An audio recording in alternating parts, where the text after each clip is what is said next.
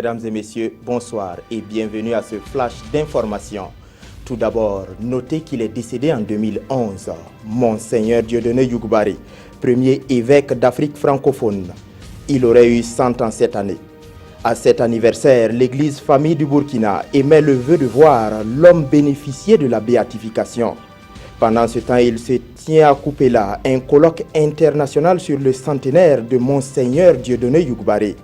Les participants venus du Niger, du Burkina, vont pendant 4 jours revisiter l'œuvre de cet homme qui a consacré sa vie à Dieu.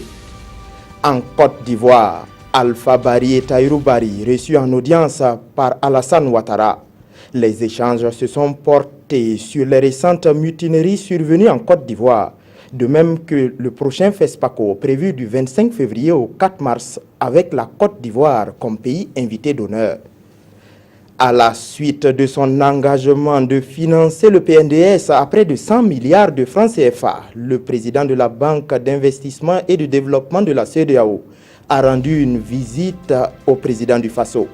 Ce matin, Bachir Ifo est allé à Kosiam pour faire le point des activités menées par son institution au Burkina. Des activités qui touchent le secteur des infrastructures, de l'énergie et de l'éducation. Les périmètres irrigués du projet Pôle de croissance de Bagré vont augmenter de près de 2200 hectares. Paul Kabatieba a procédé hier au lancement des travaux d'aménagement supplémentaires. Financés par la Banque africaine de développement, ces travaux vont coûter plus de 14 milliards de francs CFA.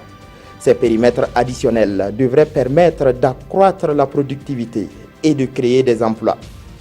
La Banque mondiale réaffirme son soutien au secteur de l'éducation burkinabé.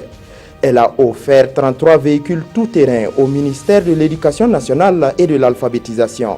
Ce don s'élève à 747 millions de francs CFA et entre dans le cadre du projet d'amélioration de l'accès à la qualité de l'éducation.